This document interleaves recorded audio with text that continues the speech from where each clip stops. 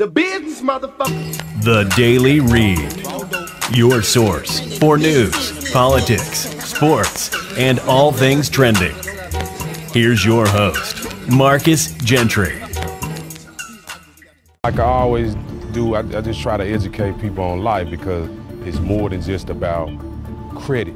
It's about life. I'm trying to teach people about the game of life, how to hustle and maneuver, whether you got to duplicate yourself, do someone else, or just pay attention to the people that's making moves financially, whether it's through technology, whether it's through the environment. Just pay attention. Good morning, people, and in this good, beautiful Sunday morning. And today is going to be a very special show. And for all my truck drivers out there, my guys out there that I've known over the years and moved around the country with that follow my show, I'm bringing a very special guest on today. And his name is Corey P. Smith. He's a credit guru, a debt guru, and he's a very good author. I've been following this guy for a while, and I think he's going to be a great addition to the show. And I'm always try to stay in contact with him. How you doing, Corey? Man, I'm doing okay. I can't complain. Good. Blessed. Hoping everybody else is blessed, especially what we going through right now. But, oh yeah. Are you and your family, y'all staying pretty safe and out the way?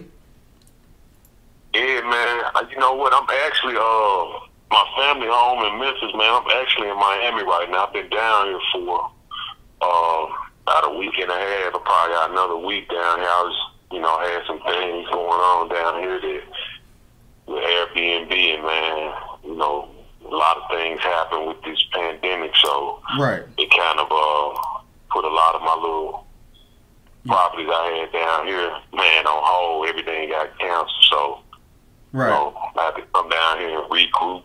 I was going to ask you about that. How was this affecting your business as far as being a businessman and moving around? People are taking a hit in the market, all over the country. Right. So, right. So how are you affected by it? I mean, is it taking you have enough overhead and income put up to where you good? Oh yeah, man. Me and my family was good in terms of having money in reserve. I think the business that got hit the most, as far as I'm concerned, is the property that I have, the Airbnb property that I have, like in Miami, in Atlanta, and I got one in Phoenix, and I got two in LA. So I lost a lot of money because all the bookings that I had all the way up, I had bookings all the way up to the beginning of July. Wow. And all of them got canceled. So I got affected the most that way through the Airbnb. Okay. The ones that, especially the ones that I don't actually own, I still have, rent that has to be paid on them. So, and the ones down, in Miami, they pretty steep because they I try to put the properties where I know that they gonna rent out. Right. So that's the only thing. Other than that, my book sales and anything that I'm doing online, they actually picked up. I don't know if people being at home attributed to that, but yeah, my book sales, those picked up, believe it or not. So, sold a couple of houses. Got one house that I'm supposed to close that deal in terms of selling it at the end of this month. So, I mean, everything's still smooth. Just gonna see my way through it. Okay. Not gonna panic. That's right. This kind of resembles like what took place in late 07, 08 when the market crashed with the houses and the economy is taking a dive. I don't think we've seen the biggest dive yet, but I think in the months to come, we'll really see how this whole pandemic thing affected our economy and people that need, money the most, the ones that's trying to survive. I think that's when we'll really see the effects of it. That's right. Now, the housing bubble the housing burst is coming, because everything in America, and I tell my listeners all the time that it's a delayed effect. Right. Things that's happening now, it won't take effect for maybe 2 or 3 more months, and things that the president has done over the last 3 years, it's not going to really hit home until the next president, like Barack Obama. He started a economy on the upslope, and a lot of people on the right felt as if he was going too slow. And then when Trump got in office, he started taking credit for a good economy, but people don't realize is that economy that he was taking credit for and ruining was basically Obama's economy. And now I fear that with this coronavirus, people aren't really going to feel the effects of this until after he's gone. And then they're going to try to blame the next president of a failed presidency, thinking that this man was just so great in doing what he was doing. What is your take on that? I mean, because you in the real estate now, and I know it's going to be a hard battle for you to get rent, to get your Airbnb off the ground, because people are scared to move around. Right.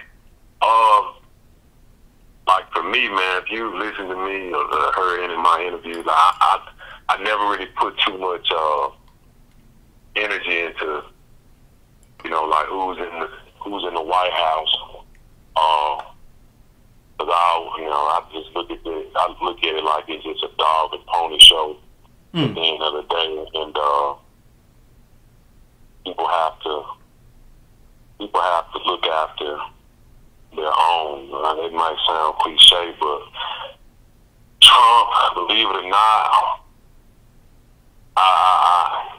some of the things that he did do were good in terms of business, in terms of a person trying to get funding for their business.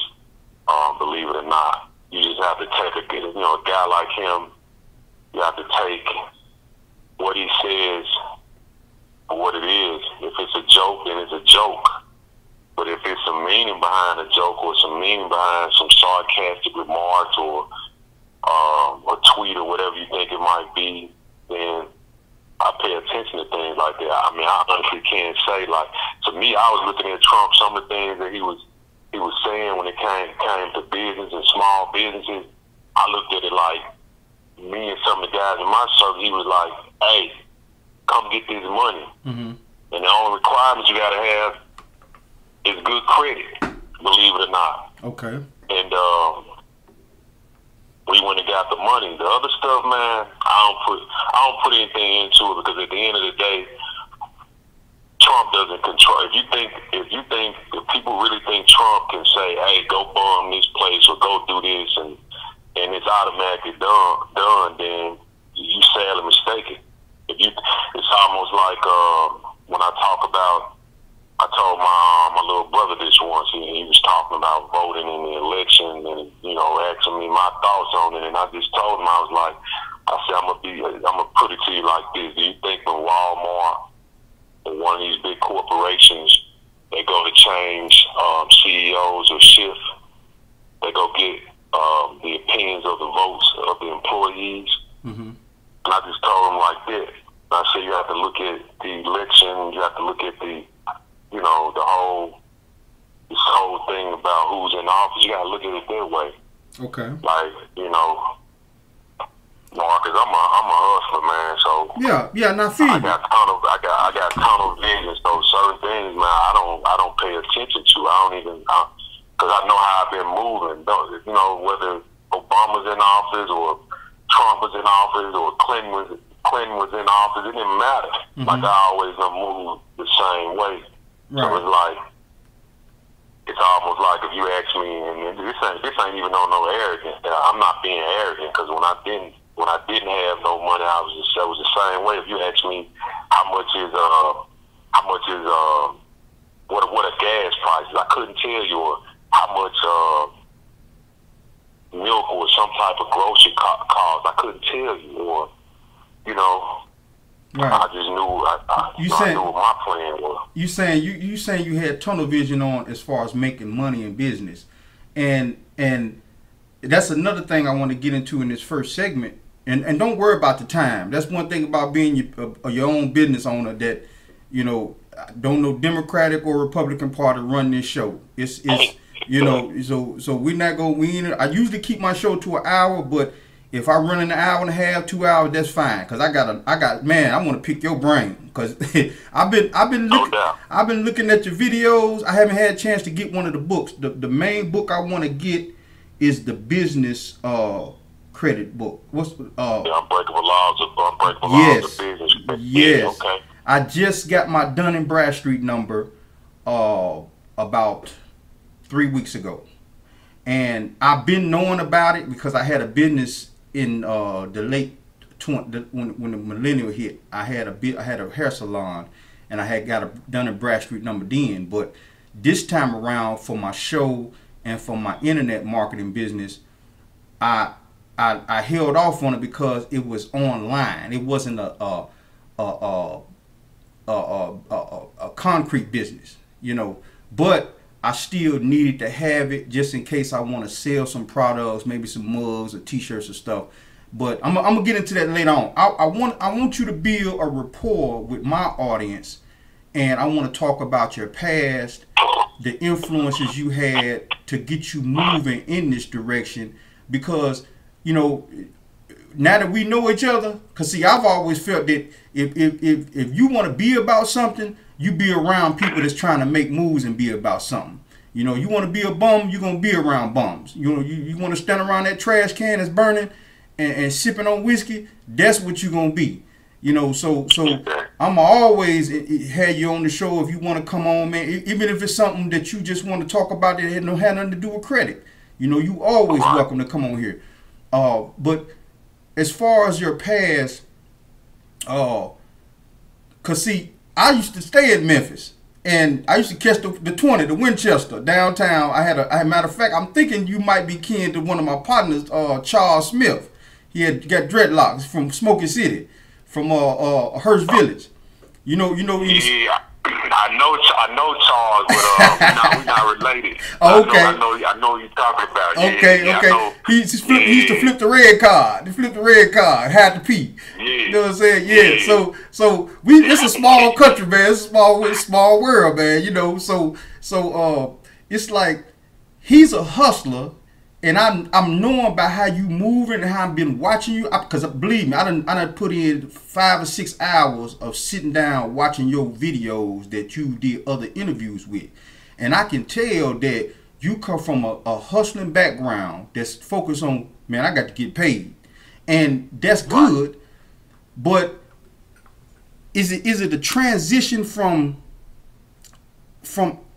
put it this way, the more people that I see become real successful are people like Trump, are people like you, that have, sometimes people like me, because I'm trying my best to be, but people who have come from the street to where they can recognize street game, pull themselves off the street, and then become wealthy or successful businessmen in the business world because they already got that game from that.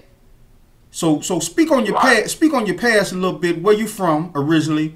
How many kids you got? You know, are you married? And schools you've been to? You know, speak on your past a little bit. Right. Well, I was born in Memphis. I lived in Memphis up until the time I was about 9 years old. Mm-hmm. And then when I was about 9, I ended up going to live with my father. He was in the Marines, so I became a military brat, stationed in San Diego for a minute. Okay, I was too, man. Military brat, Fort Bragg. That's where I stayed. Yeah. We was out in Camp Pendleton. Okay. Over in Okinawa, a short period of time, and then once my dad got out, he got a job in Martin Marietta, Lockheed, as a buyer in Orlando. So we kind of settled there. I went to John F. Kennedy Middle School for a minute, and that was in Rockledge, Florida, like a little bit outside of Orlando. I graduated high school in Ocala, Florida. Okay. And once I graduated high school, there was a period in between there where I kind of like, you know, I don't talk about it too much, but I ended up, man, getting into a little bit of trouble. I went to jail. I did probably about 11 months. And when I got out, my high school coach got me a basketball tryout at a community college in Cleveland.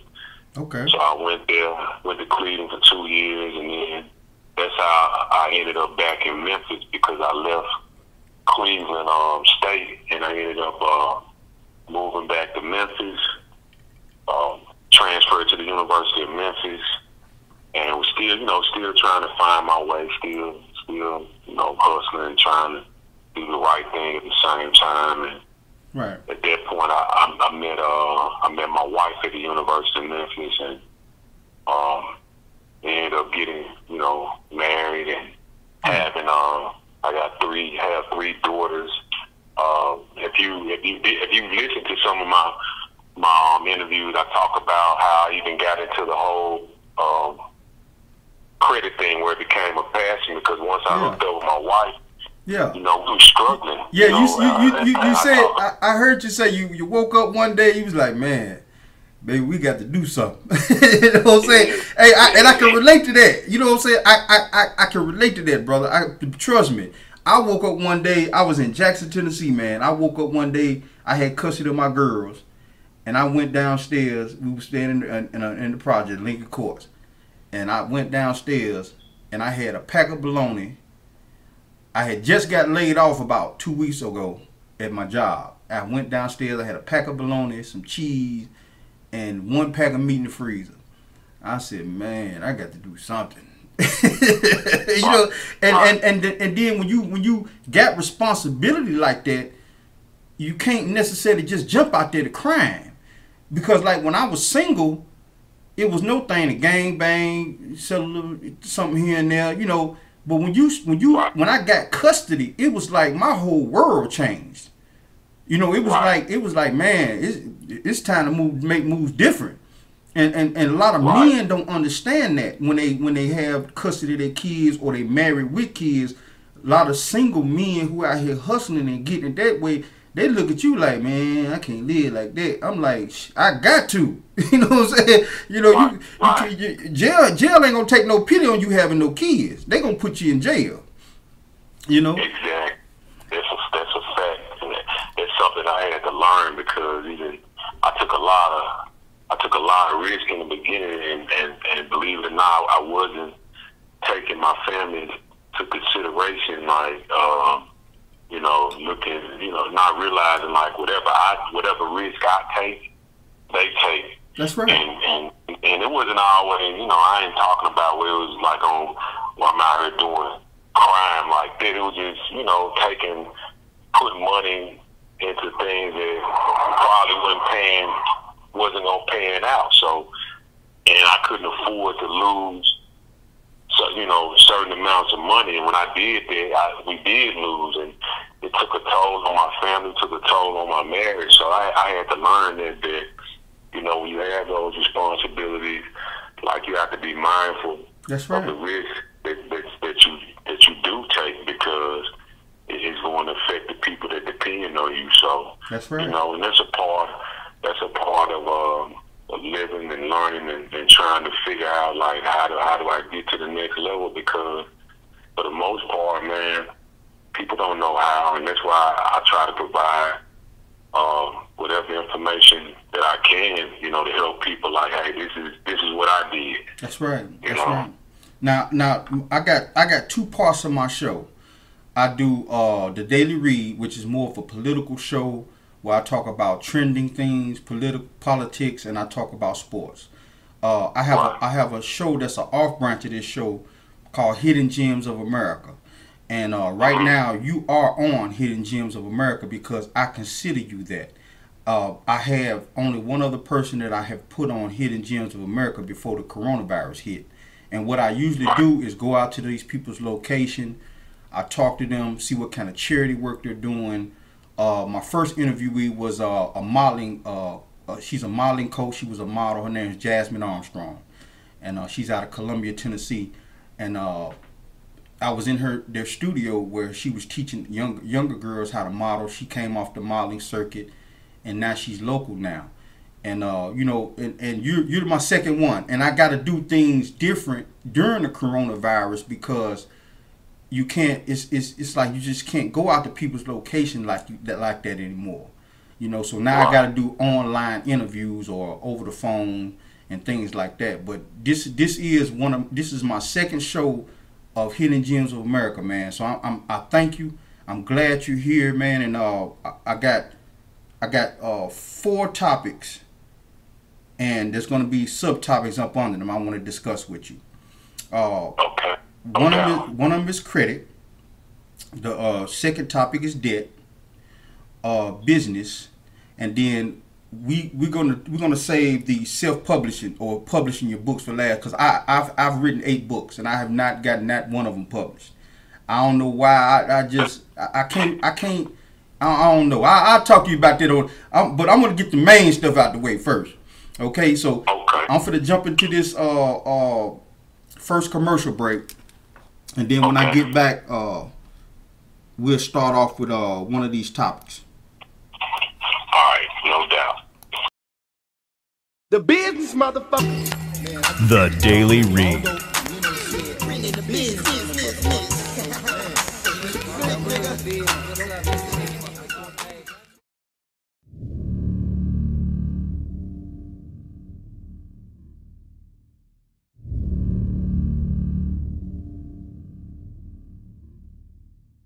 I come from a place that I had to learn how to be a pirate. I had to learn how to take things legally, so to speak.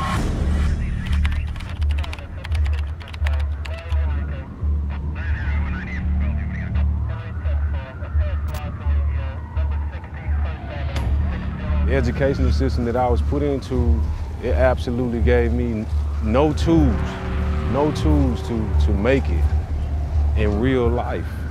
We have no resources. I often hear cats talk about if you can make it in New York, you can make it anywhere.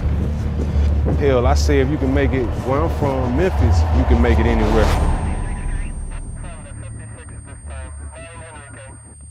The business, motherfucker. The Daily Read.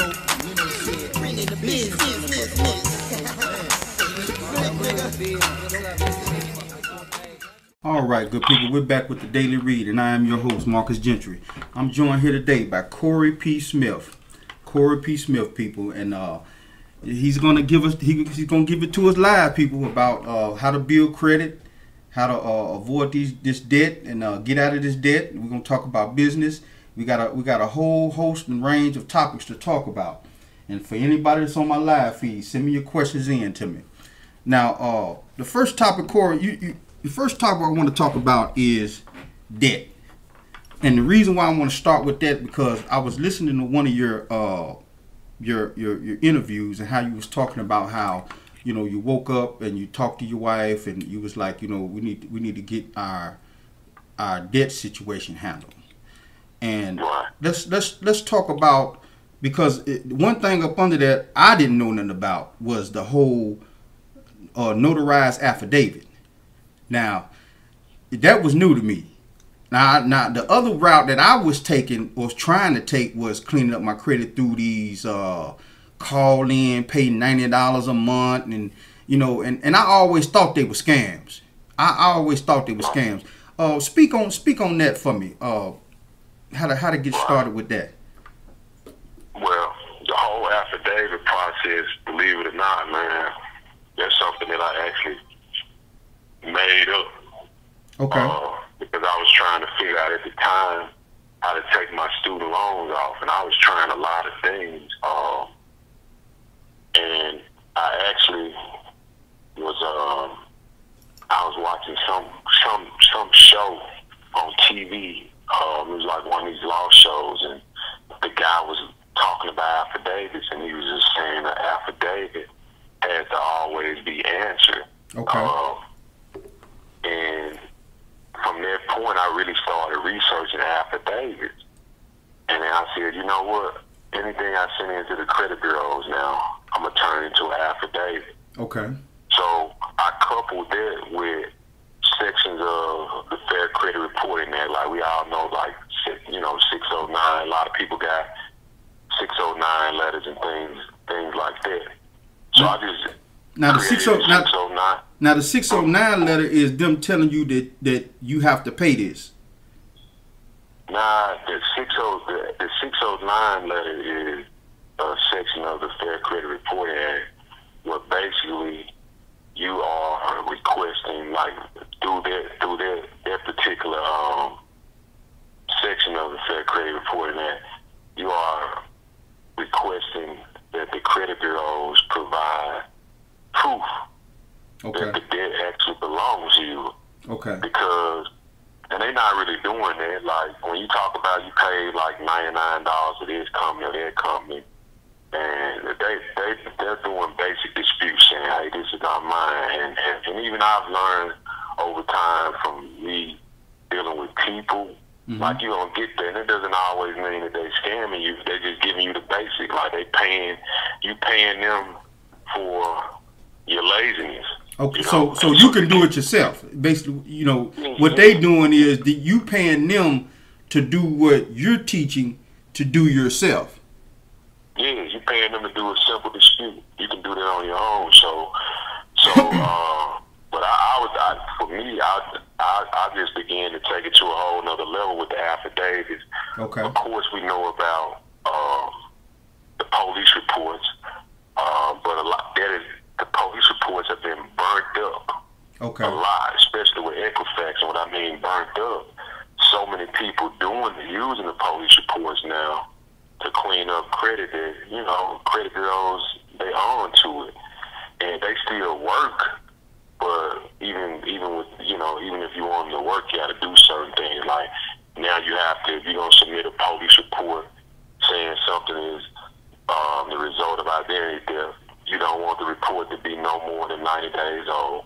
Okay. You want to include a copy of your utility bill, copy of your driver's license matching, the addresses on your credit report. Okay. And you also want to attach a copy of the Fair Credit Reporting Act outlining, it's also a portion of the Fair and Accurate Credit Transaction Act.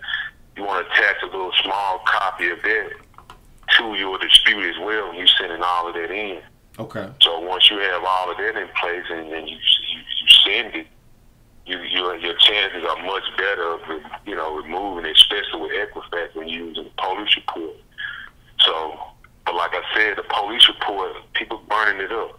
Okay. So they're not just accepting it wholeheartedly, the police report, no more. They making it harder, especially for poor people who sometimes don't want to deal with the police, and then sometimes they don't have the funds to go running around here getting this copied and getting that copied. They're basically putting roadblocks in your way with the police report. Yeah, especially Equifax. I mean, if you're a person that's untouched, and what I mean by that, let's say, like, if I go deal with somebody and they've never really done anything to their credit in terms of cleaning it up, they might have a few things, but they've never submitted like an identity theft report or did anything. They good. They more than likely good. Okay. They could do the whole police report trick, and everything will get deleted. Because that's the whole thing when it comes to using a police report to dispute items on your credit report. Is by law, they're legally supposed to take it off, block it within 4 days of receiving a report. Okay. A lot of times they don't do that if you're a person that's, got a lot of activity that is taking place in terms of you disputing things on your credit report. So now, So now the better way is what you saying is to go through the affidavit way, because from what I've learned from you is that the affidavit is basically you sending one party the affidavit, and that party is telling you no, we don't recognize this, and then you getting that copy and sending it back to the people, telling them, look, I didn't make no dealings with you. They bought the credit. They bought the paperwork that says we have these many people that owe us money. You pay us this much, we'll give you this list, and you can collect whatever debt you can get out of these people. So you speaking in terms of like collection agencies, yeah. Anytime you're dealing with a collection agency, if they reach out, you want to respond to them, and you want to respond to them in a way, like I always say, you want to deny it, and then you want to back it up by sending them in, an affidavit of denial. okay. I put a copy of it in the book. People can take that and just They can create a letter, make it fit. It's like a situation. template, right? It's like a template. Okay. Right. Okay. Good. So good. you always want to do that, like, even before people was even talking about not, paying a collection agency. And I've always believed that. I ain't never believed in paying a collection agency. Far back as 2001, I wasn't paying no collection agency. So Right. you got to go with them like that always. Because you never entered into an agreement or a business with them. These people, they went and paid their money basically just to get a list. That's it. Okay. They just bought it. It's no different than if you was trying to start some type of finance company to do something, like you can buy collateral debt from banks. So it's the same thing. No different than a collection agency buying debt. Oh, I didn't know that. So you saying that a normal person can start up a collection agency business and just go to a bank and buy out a list of people that owe them. But they have to be certified. They have to be. You gotta have legit. You gotta have a business. But even when you buying debt, that comes from creditors. When I talk about it, buying collateral debt from banks, because they sell it. Banks sell bad debt.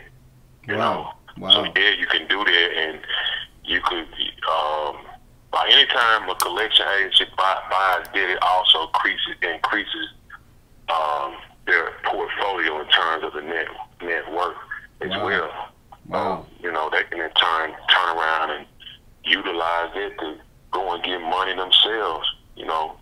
Get loans themselves. A lot of people don't know that.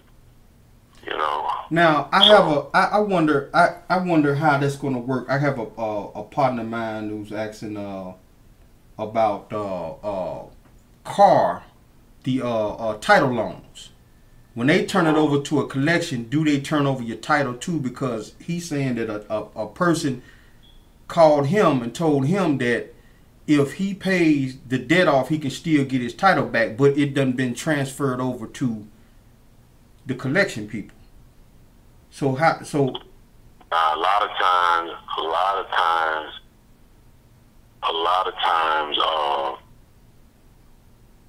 I don't want to talk too, like, I don't know if you ever heard of like a factoring company or anything like that. Well, let me say this, a lot of times it's still the title company. Okay. You follow me? Right. It's not per se, this is a collection agency. It's still the title company. Right. It's just maybe the main branch or something, or the parent company.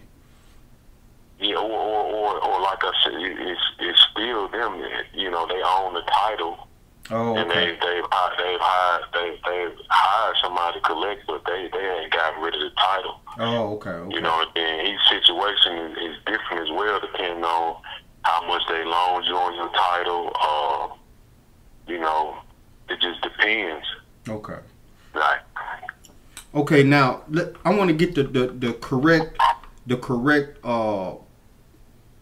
system here, or the correct order this needs to go into, because you can't send these letters off and I want y'all people to understand this, unless you have correct addresses of where you need to send them to. So the correct order would be to get your credit report first. Am I correct? Is that Right. because that would have the addresses of Right. Okay. Now, is there a good place like for the people out there that want to find their up to date proper credit report that has all of the addresses of people they owe on it?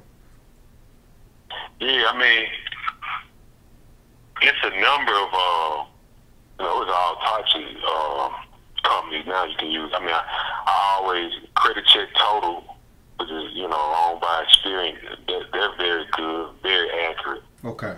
And, they charge you like $1. Yeah, they'll charge you like $1. Like I like them.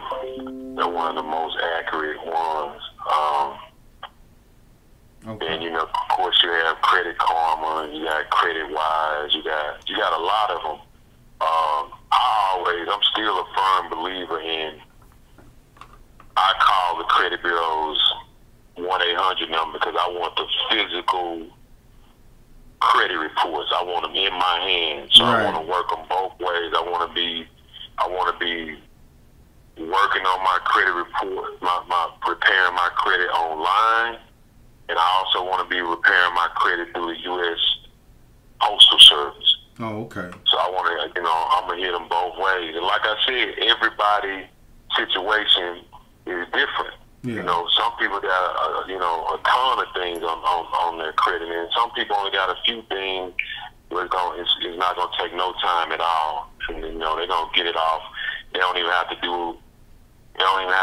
do an affidavit, a police report, or nothing. They just simply do a dispute is not mine, and it comes off. Okay. And those are people who normally don't have a lot of activity on their credit report. But now the debt, like say if somebody did get something off of their credit report, they still owe that money though. I think I heard something like like a student loan. If it's removed, it might enhance your credit score, but you still basically on the hook for that money. Is that? Yeah, I mean, if it's a student loan, yeah. Okay. You're on the hook for the money, but anybody else, like I'm just keeping it. I'm keeping it 100. Like they ain't getting nothing. Like you're not getting nothing from me if you're a credit card company or whoever outside the government. Mm-hmm. Yeah, if I owe you, you would never get it.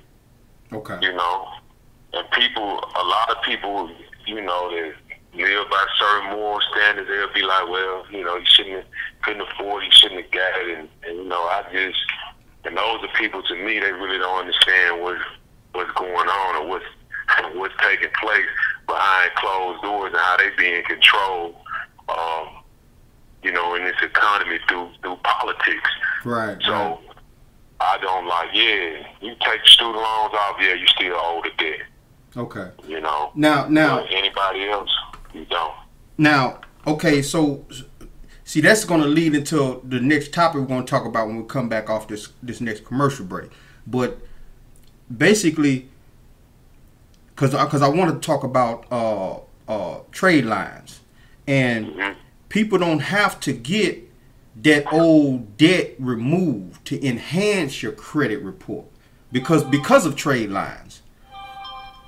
And When you say old debt, you mean bad debt or good debt on your credit report? now, see that's the key. See that's why I like talking to people like you, man, because how can you know the difference between good debt and bad debt? Well, bad debt is simply like if it's still on your credit report, even if it's closed, and you had late pay, Oh, okay. or if it's charged off, that's bad debt. Okay. You don't want to leave it on your credit. Okay, I You don't got even you. want to leave it on your credit. I've seen people's credit report where it's an account on there, it's been closed, it's no late, but it's over the limit. And they wasn't realizing that still affected their credit score. Mm. And they were thinking, well, it's closed. And not. is not being calculated, but in fact it is. Okay. So even there, in that situation, that's bad debt. You want to remove it, but good debt would be his clothes paid off, zero balance, no lace. Yeah, you want to keep that. Okay. So you don't want to get that taken off. Yeah, you want to get that Nah. taken off. Okay. Okay. Man, this is like gold here, man. This is gold. You know how you from Memphis, man. You know how they say, man, that meant to be told but so. But I'm glad you giving it though, man. You know what I'm saying? Because we as minorities are falling behind in the economic scale when it comes to any other race in this country. Even Indian people come here, man, and open up corner stores. We've been here 366 years, man, and half of us don't even know how to know about the corner store. And part of it's racially, but not all of it. You know, I think some people just get caught up in wanting to work for somebody else. They don't want to deal with the tax burden of putting in the paperwork and going down there. And you know, I love it. You know, I love it. Most people, Marcus, they just fearful, man. And they don't want to put in the work. That's right. They happy and they content with me. Believe it or not, like I talked about in my book, Conspiracy of Credit, Mm-hmm. and the majority of people want to be told what to do. Okay. Because, you know, they comfortable. You know, they don't have to be afraid if somebody else taking the lead. It's almost like, for me, I had to tell my wife this before. I said, you think at times I don't get afraid? Well, I used to, I don't now. But there was one point, well, yeah, I got afraid. I was wondering, man, is this going to work? Am I going to make it, this and that? Right. But I couldn't tell her that. Right. I couldn't, because if I did that, then she was going to panic, and then it was going to trickle down to my kids. But people are more comfortable with allowing other people and dictate how their life is going to go. Right. Like I'm more comfortable going in, working 8 hours, working 10 hours, and you giving me a paycheck. I'm gonna let you make all the decisions. I'm gonna let you worry about whether this company is gonna make it or fail. All of that, like, and you know, I'm just not one of those type people. Right. Yeah, me neither, man. I cause you know, even I had to learn a new thing with this whole social media world we living in. As far as I got apps out here now that I'm trying to start making money on. I done developed 2 workout apps. I'm doing podcasting. I mean, it's just, but all of this is like new to me. You know what I'm saying? It's like I'm a truck driver and a hustler. But now that I'm breaking off into this whole media marketing thing, it's crazy. You know, and I see why these youngsters, man, living in their mama basement, making all this money. 15, 16, 17, 18 years old, man, they put a YouTube video that goes viral, man. Next you know, they got thousands of dollars. And it's crazy. But I mean, it's just the generation we living in. If you don't get with it, man, you will fall behind. You know, but I'm finna take this next commercial break, and when we get back, we're gonna move into credit.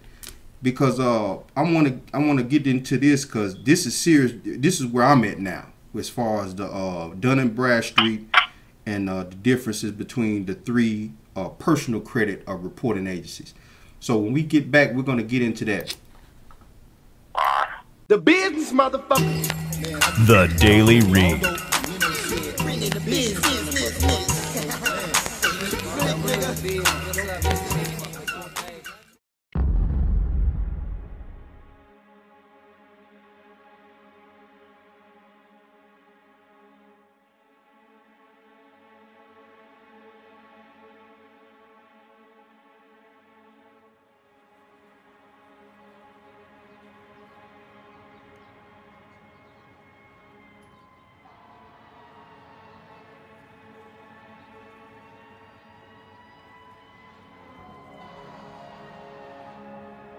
I think about that word fear, and I just see how it controls so many people.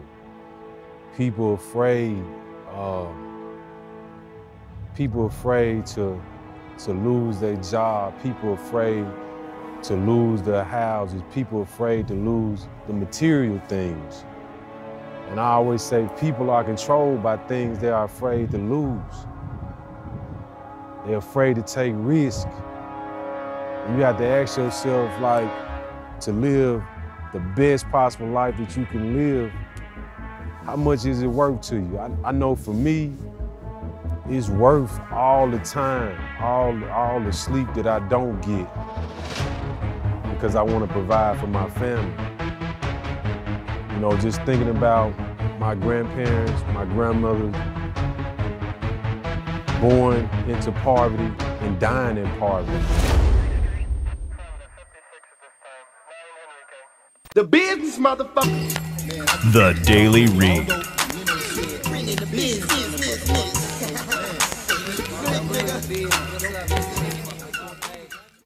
All right, and we're back with the Daily Read, and I am your host, Marcus Gentry. I still have on the line with me Corey P. Smith. Corey P. Smith, people. If y'all have any questions for him, please text them to me. On this segment, we're going to get into credit because I'm not sure what you need to do first, cleaning up your debt or the credit first, because I've heard from people who have tried to sell me trade lines that the debt part it matters, but you can still get authentic trade lines on top of that debt to make that irrelevant. So speak about the whole trade line thing. And is this legitimate? Yeah, I mean, buying trade lines, yeah, that is a legitimate practice in terms of putting it on top of debt. Like I said, it depends on whether the debt is good or bad. I mean, it's not going to help you if you put it on top of negative debt that you have, meaning like this thing that's reporting on your credit report. Okay. That are negative items, like you going to buy some trade lines, that's not going to help. Okay. See, that was never told to me. Yeah, okay. Yeah, my thing is this. Man, at the end of the day, Marcus, what everybody has to do when it comes to talking about repairing their credit, you have to find your starting point. And finding your starting point is teaching yourself, doing the research yourself. Okay. And I say that because of this. If you don't know, I could tell you anything. It's almost like a mechanic, right? That you take your car to, and he fixes your car, and he can tell you all of these things are wrong with your car, and he fixes it, and you're like, wow, man, he the best, he this and he that. When really the only thing that was wrong with your car is that you needed the oil change and spark plugs. It wasn't that you needed some engine work, or you needed a upper control arm, or things like that. Right. So it works the same way when we're talking about credit. Like I could tell you, if you don't know how to look at your credit report and really analyze where you're at, analyze it enough to know where you're at in terms of credit worthiness, like you're still defeating the purpose. Because anybody can fix it, but you're still like uneducated when it comes to credit. And you might fall back. You might fall back into those same practices and mess it up. You will. Okay. You will fall back. You will fall back because you have to, at the end of the day, like if you're able to get any money by utilizing your credit, you still have to understand money to the point of like, how do I maximize it? What's my next move? And most people don't know how to do that. And that's why I always talk about, you have motivational speakers, you have preachers, you have a lot of guys that sell products online or sell you motivational pieces online, but they just selling you hope. And I say they sell you hope with no instructions. Like I can hype you up, but what's next? Right. What's the next? Like let's like I'm gonna say this. Airbnb, right? Mm-hmm. I got Airbnb problems, right? right? Okay. I'm gonna keep it all the way stacked. When CPN numbers were really popping, where I was able to get money with them, but it was on the low end, 65,000 a pop off a CPN number. That was good, and then it shifted because the credit bureaus and other companies started putting software in place to detect, oh, this is not a true Social Security number. I was taking, and this still works if you do it right. I was taking CPN numbers, going to get apartments, even going to get furniture accounts, and that's how I was building my whole Airbnb empire. Right. I was still using my own name. I was still using my own date of birth, the whole nine. Or even if I used somebody else, that's how I was building my Airbnb empire off CPNs.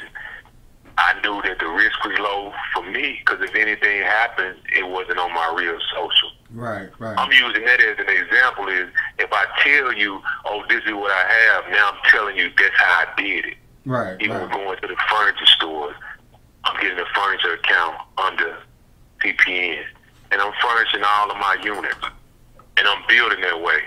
So I'm building momentum. Now I'm getting cash. So now I'm taking that cash, and I'm able to do other things that I want to do, and I'm doing this under my social. Right. So I'm building what I look like on paper under my real social. So that's what I mean when I say people selling you hope with no instructions. I could sell you hope, but I'm gonna tell you, hey, this how I did it. Right. And I've always told people on my show to stay away from them CPNs. And now this is where I want to have a serious discussion with you at. The reason why I was telling them that is because I look at CPNs as a way for millionaires, congressmen, people who have major, like Bill Gates type people, a way to hide themselves from the paparazzi and people trying to do something to them. If you're working at McDonald's, you shouldn't have no CPN. And that's what I was basically telling my people. But I want you to go more in depth into that, because from what I've learned and studied on CPN, because I did want to get one. Number one, they're expensive, so that means they got them for the rich. Listen. Okay, let me hear. Let me tell you this. They're not expensive. Okay. You can build them out two ways yourself. But hold on. I heard that you could get them off dead people too, which is scammers out there. Okay. Listen. So, like, if you want to build a randomized CPN number, people the site they go to is a site called Decoding Social Security Numbers by Stephen Morris. Okay. That's how they build randomized CPN numbers that you can use. Okay. Then there's another way where you can build a number where it's a verified number, where they can pull it up. That's a whole nother topic. But my point is, it costs nothing to do this. It's just like I say, it's a matter of you learning how to do it, really seeking out the information. And in terms of, like, rich people, they don't hide behind CPN numbers. They don't have to. Okay. They're able to hide behind money and corporations. They're able to hide behind accountants and lawyers. Right. And when their information is stored within the credit bureaus, they are considered what's called high data clients. Ah, okay. So they're paid attention to more. So, a lot of people don't know that. But yeah, I could easily tell you, hey, Marcus, I can give you a CPN number. It's gonna cost you $300, $400, and get right on my computer and build it in 5 minutes for free, and sell it to you for free. Wow. And they can actually use it. Yeah, you can actually use it. Wow. I mean, it's slowed down a lot, like I said, because they don't work the way they used to. You were able to get a lot of money the same way as you would if you were using your real social. If you took a CPN number, and you built it up. Okay. You were able to go to banks. Like certain banks, you're not going to them with no CPN number now. Right. They own it. But Okay. they work for other things. You know, they don't even work for going to buy cars like they used to. Okay. They still work for certain dealerships. You're not going to. They're going to catch you. Okay. What's the difference? Okay, now, is there any difference between the personal credit bureaus and the only business credit bureau I know of right now is Dun & Bradstreet? Well, the actual one that everybody's talking about. I think there's like one or two more. But what's the difference on the personal side? The Equifax, the Experian, and TransUnion, and why does companies use one or more other than, which one is the best? Because I usually always see, I think TransUnion on a lot of transactions, and sometimes I see Equifax. I hardly ever see Experian. So can you tell me the difference, and why do companies use one more than the other? Well,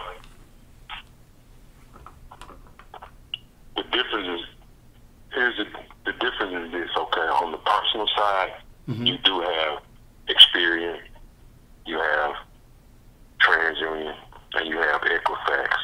Those are the big three. And you have the fourth one, which is a Novus, but you know, a lot of people don't use a Novus. And then when you go in, if you go in car shopping, you will see a lot of these finance companies using SageStream now. I didn't know there was two others. Yeah, so those are they use those on the personal side. In terms of the business side, believe it or not, yeah, you do have Dun & Bradstreet, which is the largest database of businesses in the world. Okay. But you also have Equifax business, and you have Experian. Oh wow. And So they have a business branch. They have a business branch. yeah, they Okay. have a business branch. And even when we get down to it, a lot of the banks and a lot of the lenders, they know Dun & Bradstreet has been compromised over the years. So sometimes they'll put more weight on and looking at your Equifax business report or your Experian more so than Dun & Bradstreet. Okay. Because they know you could play with Dun & Bradstreet. And that's another conversation, but you could play with it. Okay. Yeah, because I went ahead and got mine, and I immediately started getting emails within 2 days on all kinds of stuff. I think it was mostly coming from them. I wouldn't when I started my podcast, my radio internet my show.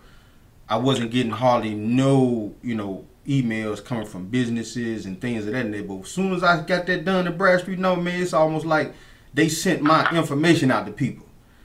You know, it's not a day go by I don't get 5 or 6. Did you get a business license? Yeah. That's why you got a lot of. That's why you got more mail than Dun & Bradstreet, believe it or not. Okay. So it's not. It really wasn't coming from them, on the personal side. Okay. Right. Okay. Now, the whole thing with the EINs and your social. Now, when you using your EIN to get this credit, is it proper for somebody to ask you for your social, or is it legal? Put it that way. Is it legal? Yes, I mean it's perfectly legal. You mean in terms of when you're using your EIN number, Right. to obtain corporate funding? Right. Do you have to give them your social? Yeah, you do. Okay. If you don't, then they're not going to deal with you. But here's the thing. You have to position your company in a manner where you can make demands.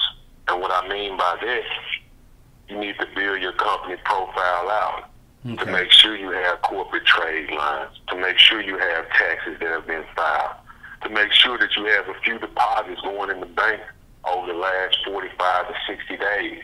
Okay. So now you somewhat can make certain types of demands. Like when you see people advertising and saying, hey, we can get you $250,000 in corporate funding, most of the time it's not cash, there's credit cards. So it's a little bit easier to do that. Mm.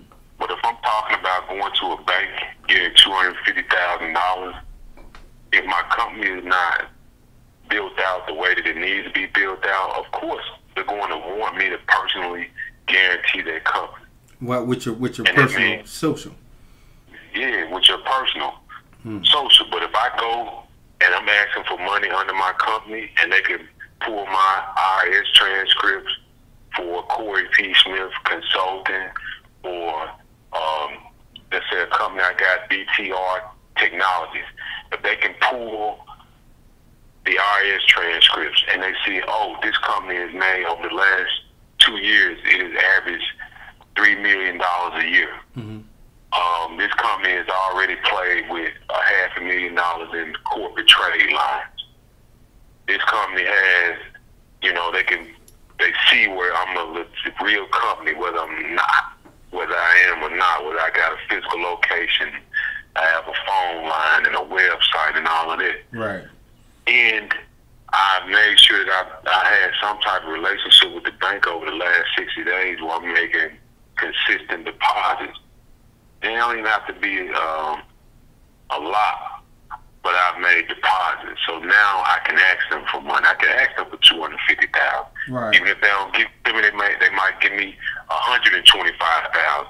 Okay, they give me $125,000. Now I got some money to play with.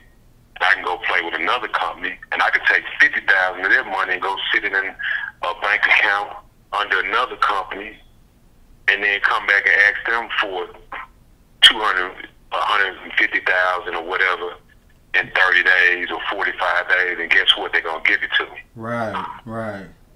And that's how you climb the scale and build wealth, because you could take that money, take half of that, pay off the first one, which makes your credit even better with them.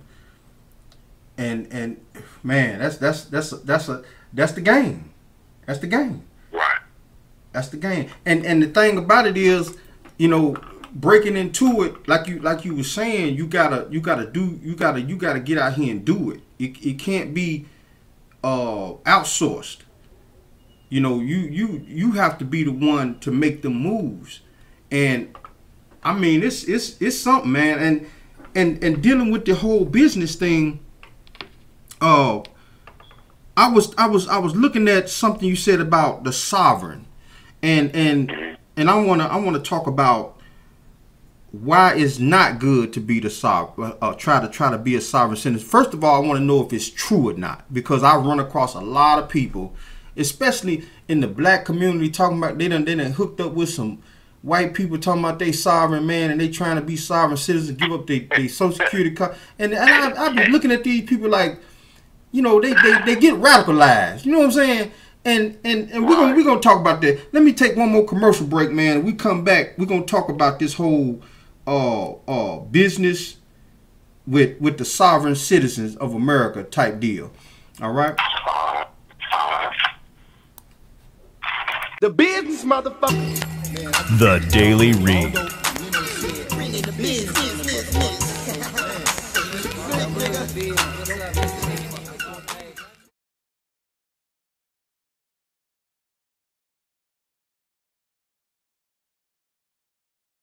Allows a bid in the credit. Another book released. Y'all think it's a game. I be trying to tell y'all. Can't do it for you. Black people, start reading, change your life. If I can do it, any of y'all can do it. Got my brother right here, Arthur, Corey P. Smith. A good man, good heart. Teach you whatever you need to know. Go online. You can YouTube him. Corey Smith, he dropping bombs on YouTube. I learned so much off YouTube doing it myself, getting items deleted off my credit. It's no game.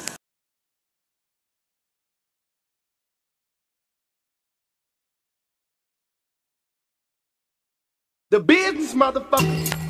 The Daily Read.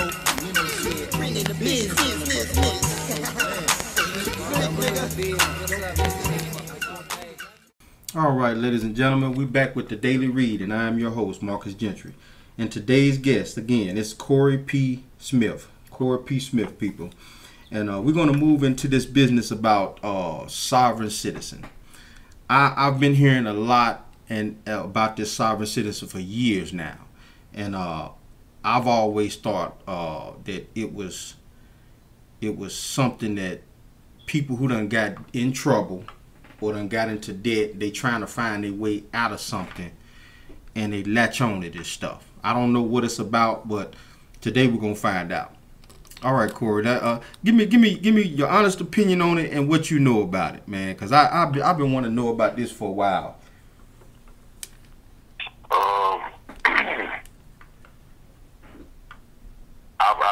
I tested the waters with, the whole being a sovereign citizen thing, like back in 2006, 2005, and I'd be like, wow, why even engage it? Yeah. You're not gonna win. It may be real. I don't know.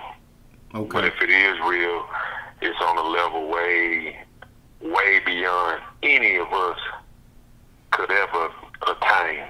Okay. Now when you say that, you mean minorities, or you just saying us as people in general? People in general. Like, you're not, man, playing at the highest level is just a money game. It ain't about being sovereign. It's about a money game. Like I told you when we got on the phone, like, listen, right now, I'm on the phone with you. Mm-hmm. I'm in Miami. I'm on the 28th floor. I'm in a unit where I'm able to look out.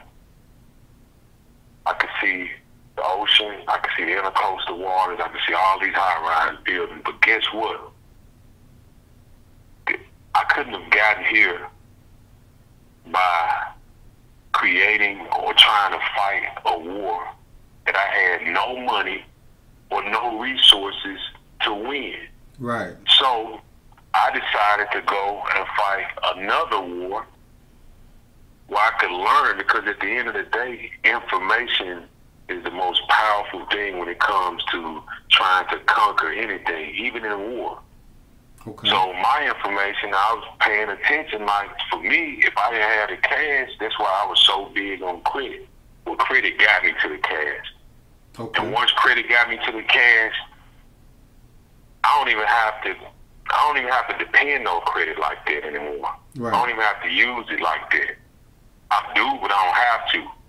So when we talking about somebody talking about I'm sovereign and I'm giving you my social security number back and I'm doing this, you're gonna lose. Right.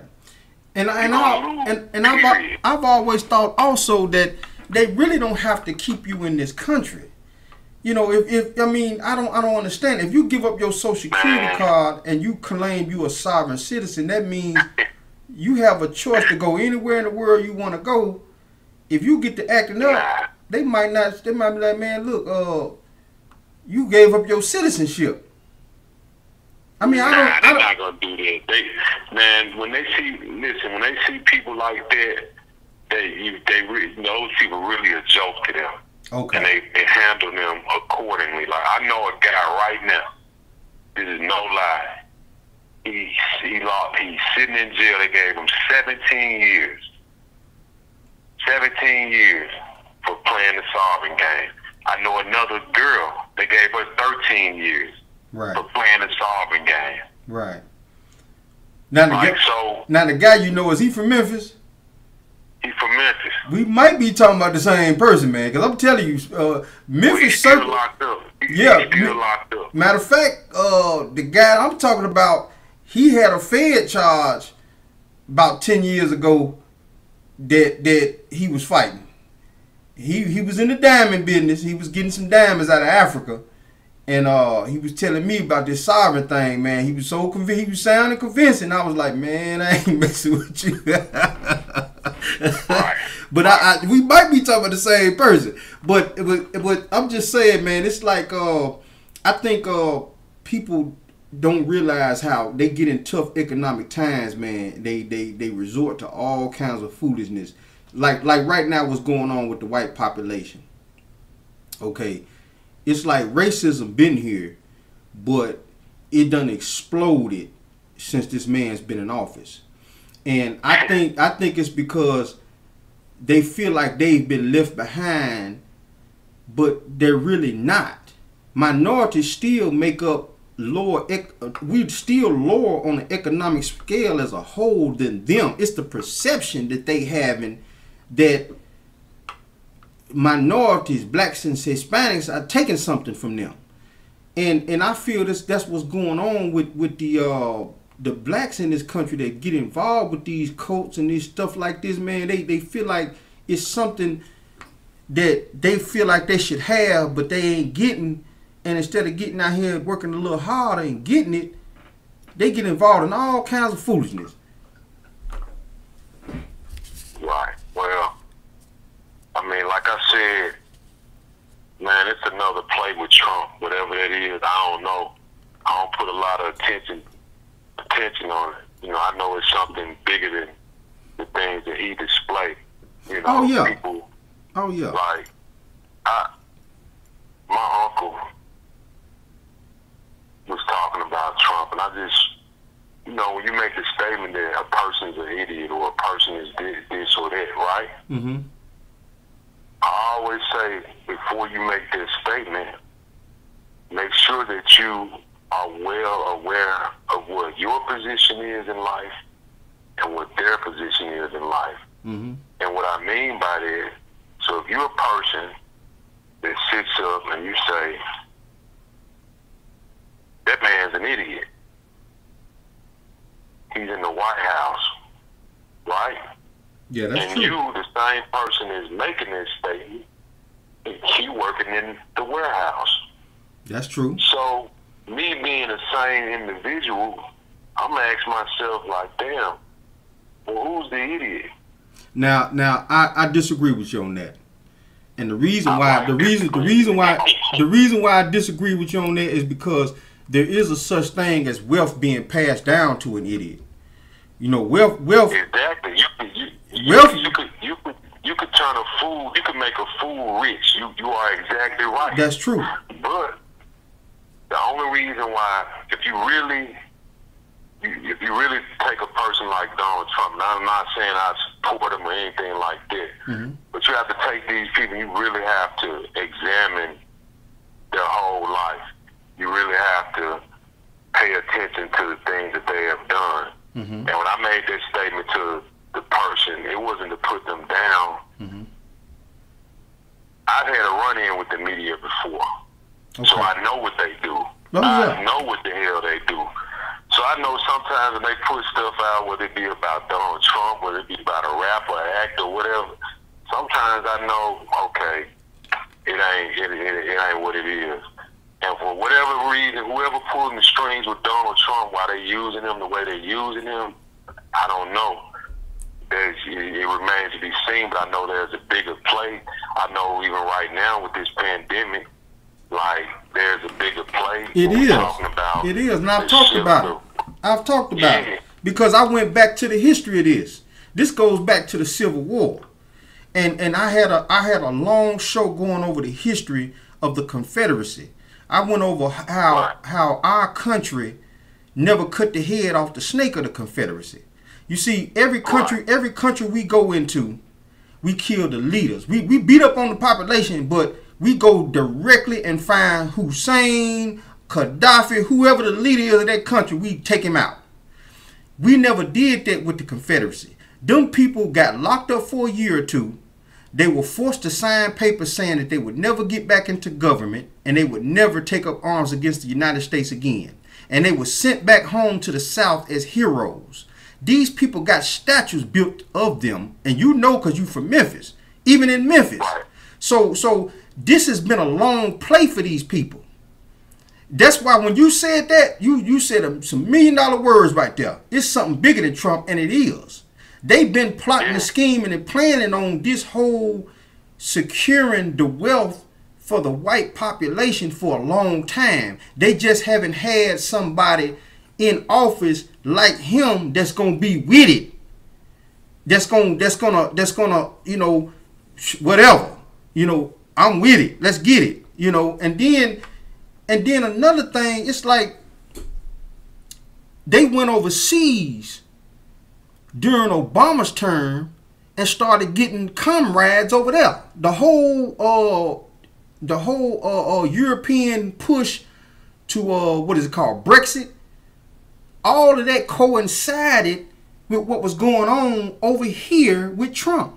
People didn't catch their eye on that because they don't watch world news and study world news like I do, because I'm trying to do a political show.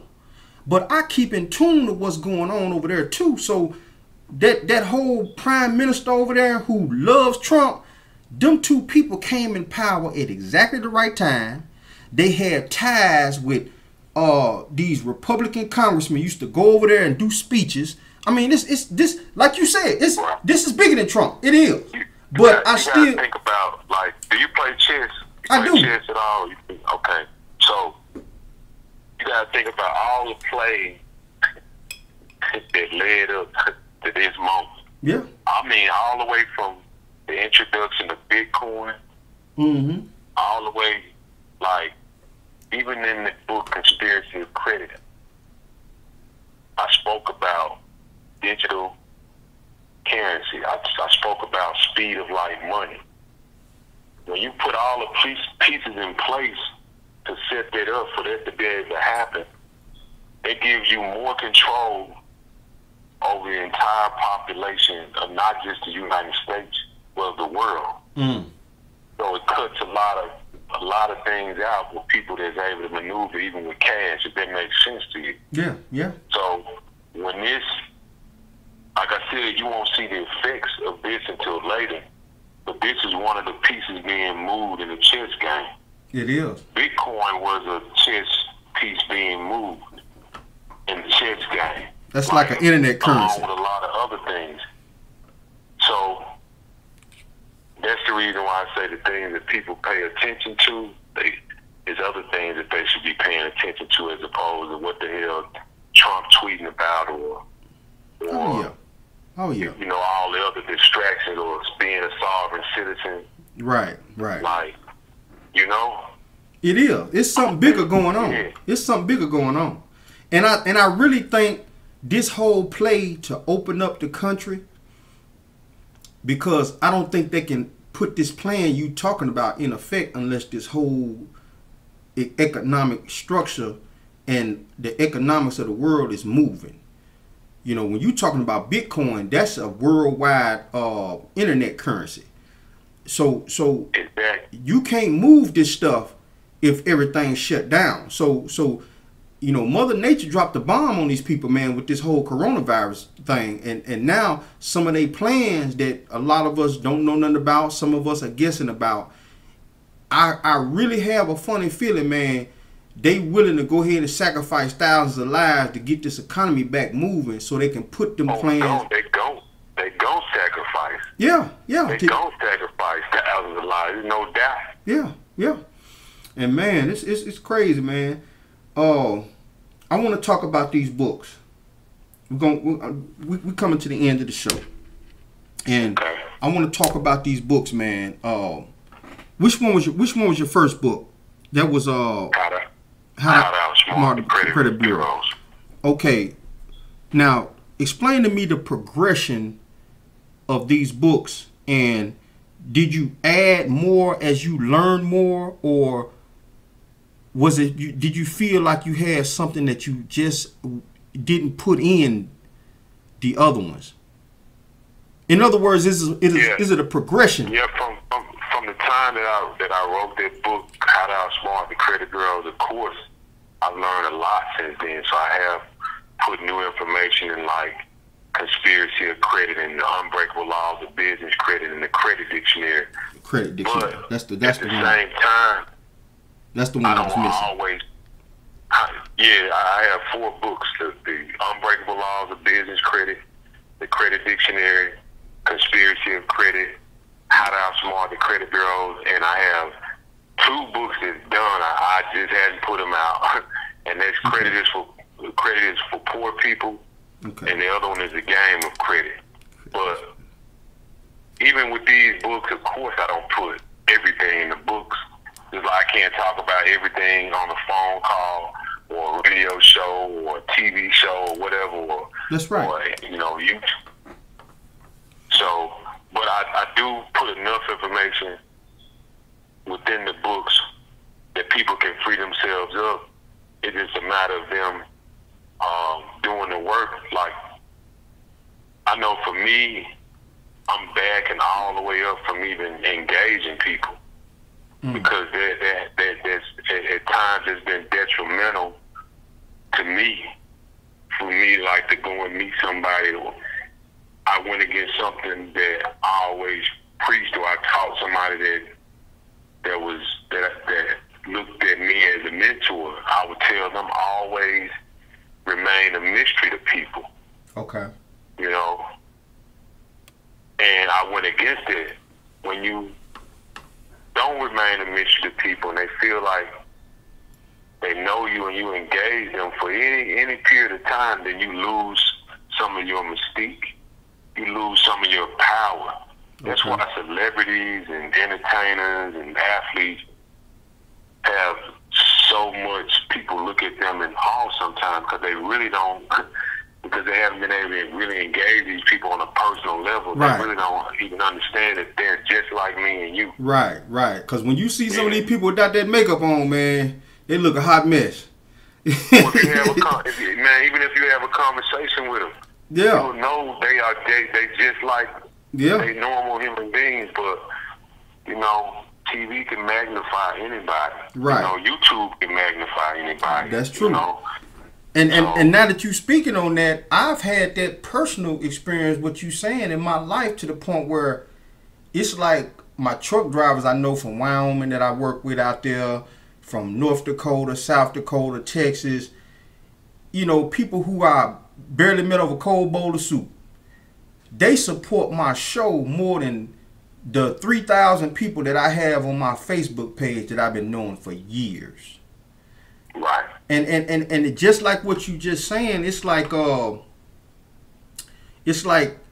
since they know you, it's like you got a talk show, man, But the people that's outside my personal space or my personal circle, they want to call in, they want to get the information, they want to tune in. I got almost 10,000 viewers, and I promise you, there's only about 500 that's actually my Facebook, that's on my Facebook page to watch my show. You know what I'm saying? So it's crazy, but that's just how it is, man. And I don't take nothing personal by it. You know what I'm saying? Because at the end of the day, I even told my old lady, man, me and her, I told her that, because we done came off the streets. We was out here ganging and stuff like that, but we done stepped off the streets, but I stepped off years before she did. And I can tell she wasn't ready. You know what I'm saying? She wasn't ready to live a normal life in a nice big house, a couple of dogs in the backyard, a couple of cars, she was out there throwing it up, man, throwing the set up and talking crazy to her homegirls and I'm like, man, we older now. This ain't what mature adults do no more. Leave that up to them kids. And I wanted to bring that point home, because the whole book thing, this is something that I want to get involved in. Because like I said, I got 8 books in my desk right here that I got right now. They're science fiction and fantasy novels. I don't do political books and credit books and things like that. They're science fiction. But this is another avenue and to build wealth. But it's also it's hard for me to get it across to people because they look at me as being a black, being a minority, and they want me to do some hood books. I came from there. I don't want to do nothing about. I'd rather write about some elves and dwarves. I don't want to write about no damn dude down there raising pit bulls and selling dope out the back. I don't want to I don't want to talk about nothing like that. I want to hit the population that's got that paper in their pocket. And yeah, So I want to know the whole publisher thing. How did you get into it, and who was your go-to person, like as far as the whole publishing thing? Did you self-publish? Yeah, man, I actually created my own publishing company, man. Oh, wow. I did all the research myself. I was able to, back in the day, secure a position with Baker and Taylor. Like, they don't even deal with self-published authors, but they buy my books. But I practiced what I preached. I did all the research from A to B, like how do you go about publishing a book, and it's not hard. I already knew how to create a company. I created the company, and I gave the company the appearance that it was a bigger company than what it was. I stayed persistent and consistent with trying to get Baker and Taylor to even pick my book up, and this was years ago. We talking about over 15 years ago. Okay. And once they picked my book up, of course, being able to get it on Amazon, what happened with me, I'm not gonna lie, when I put the first book, it didn't really do nothing. Nobody really know about it, but I didn't push it as hard. That was Hot Out Smart, the credit bureau. So I was off the scene. Like I from 2005 up until 2013, you didn't know about Corey P. Smith. I actually lost everything and had to go and get a job. But what happened was, when I put Conspiracy of Credit out, I wrote that book when I was working as a corrections officer over a 2-year period. Okay. That's when I wrote that book. And I was in a bad place in my life. I was like, man, this cannot be my life. Okay. I don't want this for my family and myself. And I had already had a taste of real money. When I say real money, I had already had a taste of having a couple of $1 million. Right. From utilizing shell corporations and, getting money from banks. Right. And testing the waters with investing in real estate, from California, Las Vegas, Tennessee, wherever the deals were at Florida. And I lost all of that. But what happened with the book situation, I did a YouTube interview with a guy. He has a real big following. And, man, the book got traction. Okay. And that interview I did got over 100,000 views. And once the book got traction, they started buying the other book. And then it just picked up from there. So now, like, over the last 2 years, consistently, like, my book checks, they don't do no less than $10,000 a month. Oh, wow. And that's good. nothing. That's good. So that's what happened with the whole book thing. And I thank God for that, because people write books, but they don't make no money off of it. That's true. That's true. Yeah. And I think that's why I've been so hesitant, man, because I ran across a company that wanted to publish for me, but they were saying that I got to pay them $3,000. And Black Card, is it a company called Black Card Books or something like that?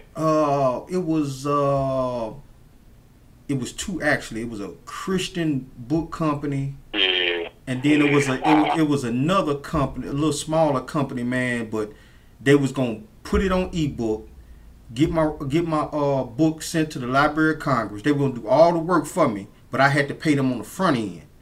And then it's up to me to buy enough books to put them in the stores that they was gonna send them to. hell no. You do your work on the front end for free. And that's what I wanted. Like, that's what I wanted. I wanted a deal like that, but they saying that book companies are straying away from that model. They're moving away from it. No. What I mean by that, you put your own book out. Okay. You put your own book out. Like, when you say what's been holding you back, you got to think about it, Marcus. What do you have to lose? What do you have to lose? If you put it out and it don't get traction, what have you lost? Oh, same. They're going the same way. I mean, I'm still in business. I still got my show. I still work. Exactly. You know. Yeah. And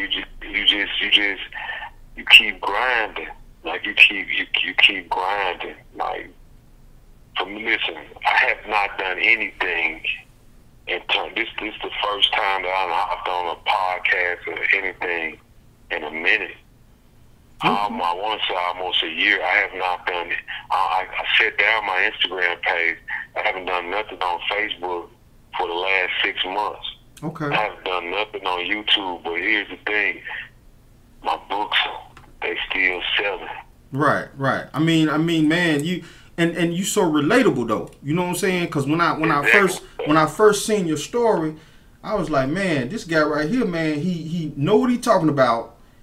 And he's relatable, cause I think you did an interview where you told somebody asked you about the same question I asked you, the difference between the credit bureaus, and you start going into the history of them. I said, ooh, that brother know what he talking about. You know what I'm saying? So and I just say that to you to say, I'm saying it not to be boastful, but I'm just telling you, man, you can do it. It's just a matter of just doing it. Yeah. Just do it. Like, it'll pick up. Like, and when you do it, man, you gotta believe. Like, man, you gotta believe it. Yeah, I think my biggest problem is not me. Like I was telling you earlier, my biggest problem is family, and especially my old lady, my wife, man. She, like I said, man, I've been trying to lead, but sometimes, man, you can't. Sometimes, man, you can't lead a horse to water if they don't want to drink. You know what I'm saying? Hey, let me tell you this. I've been married, man, 16 years, right? I've been with my wife over 20, right? Okay. And here's the thing. You gonna get that from the people that's closest to you, because I can say the same thing about my wife. My wife is stubborn. Like, it ain't always been perfect. Like, me or her, we not perfect. But she don't look at me. She loves me, but she don't look at me through the same eyes that somebody who picks up one of my books or hear me do an interview, or not even my kids. Like, they just, that's with anybody. You could be the biggest celebrity or biggest athlete in the world. You're gonna get there. Like, right. Your wife, your kids, they never gonna look at you through those same eyes, because you close to them. Right. And that's why you so close to them. That's why I always give this analogy when I say inconvenience is a privilege. Your girlfriend is probably one of the few people that can inconvenience you on any level. And she is. I can't. I can't. Right. I can't pick up the phone and call you at 3 o'clock in the morning, or get you to come and do this or do this. That's not gonna happen. Even if we really been knowing each other for years, but she can. Right. So, like her, she's not gonna look at you the same. You can't take offense to it, and you can't get caught in your emotions, because I was doing it even when it came to my wife. Like, my wife don't listen to, like, she might glance at a YouTube video, but she don't look at them.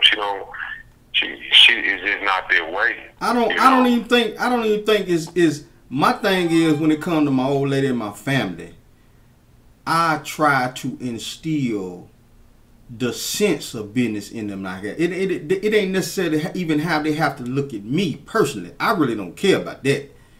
It's that I know wealth building, cause I'm gonna tell you why. I used to date a Mexican, okay, when I was in Texas. And I watched how her family generated their wealth. When they first came here, they stayed in one house, 2 families. They had like 12 kids in there. She told me. And I seen the house they stayed in because one of the families still live there. They started a concrete company. And once they built up so much money, they had 2 brand new trucks in the yard. One of the family moved out. And I seen how they came together and generated wealth. And I told my family, I said, man, when I be around people like that I see, you know, the powerful force that if everybody would just pay attention, do what you got to do, and handle your business instead of straying off. You know, some people stray off. They stray off their path, man, and you like, man, damn. And then it costs you money. You know, it costs you money. Like I got a nephew. Yeah, I love him to death, but I had to get him and my daughter out of trouble at one time. And I'm like, man, y'all breaking my pockets. You know, so it's like you can't. Sometimes, man, people you love the most, man, you try to help them and stray them on that path, man, and they keep jumping off that path, man. But you see other people and other nationalities and other races and things like that, they doing it. They sacrifice on the front end to live crowded. But now my ex down in Texas, man, she down in Midland. Man, her pops got a big old 5-6 bedroom house, man. I'm talking about got the fountain in the front yard. And when I seen the shack that they lived in when they first came here, bro, they did this in 5 years.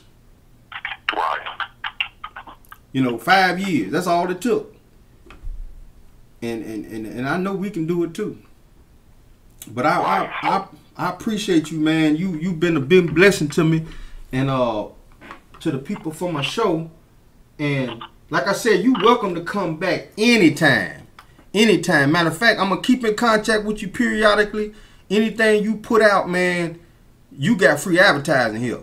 You send me a picture of your book cover or something like that, and I'll throw it in one of my commercials in between my show, in between my segments, or I even post it on my YouTube. Matter of fact, I'm already an Amazon affiliate anyway, so you know I'm already gonna put you. I'm gonna put your link to your book under my up under this video, so people who want to find it, they can click on it and go purchase your books. And I want you to plug yourself in and letting people know where they can reach you at. I could be reached on my public Facebook page is Corey P. Smith. My books, you can buy them anywhere. You can buy them Amazon.com. You can buy them Walmart.com, Target, Books A Million, Barnes and Noble. Like pretty much anywhere books are sold. Audible, you want the auto book, right? You want the audio version of it. You know, you can download it through Kindle and get it anywhere you can buy a book. You can find my books there. And you do have a credit building company or some kind of company that you do. Yeah. Okay. I had it, and I just shut it down because I'm really like restructuring a lot of things in my life. In terms of how I'm going to like just engage the public period, you know. I'm more so leaning towards digital products, meaning courses, more books, selling information, and in-person training, but for small groups and not on the individual level. So that's the reason why I just got closed it down. But I mean, the new book, Credits for Poor People, I've been saying I'm put it out since the beginning of the year, but people, man, when I do put it out, I think it's probably the best book that I've ever wrote. And people would not be disappointed. Like, I ain't holding no punches in the book. Like, I gave game. Like how I talked about the Airbnbs, like I gave away more games. So yeah, I'm eventually pick up these books, man. I spent the last week, cause like I said, I'm a truck driver, so I really can't just watch videos while I'm out there over the road. But what I do is in order for me to focus on my show that I do Sundays, I'll sit down your audio while I'm driving, and I'll listen, you know, to what's going on. And man, you really got it, man. And you know, from coming from Memphis to where you are now, brother, you got it. And I'm glad that you out here helping people, man, achieve that too. We need more people in the minority community to do that, because like I said, we are falling behind, man. But I'm gonna end this show, man, and like I said, my phone is always open to you. Now, like you said, you can't call at 1 or 2 o'clock in the morning unless it's a house fire. Unless it's a house fire, you know what I'm saying? Right. You know that? Okay, I'm cool with that. But yeah, but you know, hit my line anytime, man, and I'm gonna keep in contact with you. Anything new you put out, man, let me know, and I got you, man. You know what I'm saying? And I want to let all my people out there know this is the Daily Read. And we out. The business, motherfucker. The Daily Read. Bringing the business.